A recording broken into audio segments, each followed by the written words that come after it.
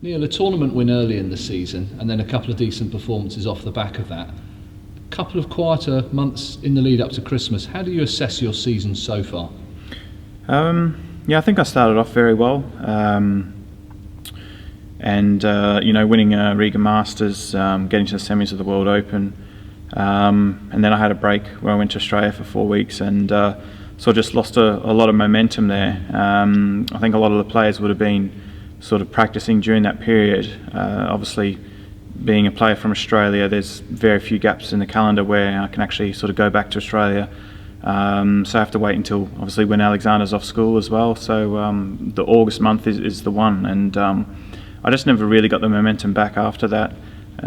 Probably played in 1 or 2 tournaments that I shouldn't have done when I wasn't really firing on all cylinders in practice. I was going into them underdone, and that just led to a run of form where I just didn't have enough practice time in between those tournaments to get my game right, and it carried on all the way through until the UK Championship. So unfortunately I lost first round obviously, and but then I've been practicing really hard since then, and I lost to Marco Fu in a great match 4-3 in the Scottish Open. He went on to win the tournament, and I believed I was playing well enough to win it as well. So since then, it's been good. I practiced over Christmas in Norway on Kurt Maffin's table, something I've never done before, and it's starting to show with how well I'm playing this week in the Championship League as well. So, I'm working very hard, and hopefully the second half of the season can be really good. Where do you feel the game's at right now? Yeah, brilliant. In practice, the long putting's absolutely unbelievable. Never been as good, and I'm sort of showing that here this week in the Championship League as well. So scoring's really good. I think I had 6 centuries in one day here. So my game's in top shape, and I'm very close to having a big win, I'm sure. And Ali Carter awaits you next week. What's your thoughts about taking on Ali, a tough match player on his day? Yeah, I always enjoy playing Ali. He's what you call like a proper snooker player. He plays all the right shots. He doesn't try to mess the frames up or anything like that, which I've come across a bit this season, where sort of players have been sort of making the frames really difficult for me. So Ali's a player who plays the right shots, and beautiful cuest and scores very heavily.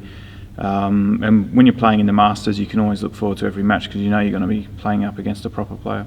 You've had a lot of success at the Masters in terms of the number of matches you've won there. You've also won the title. Tell us what it means to be a Masters champion.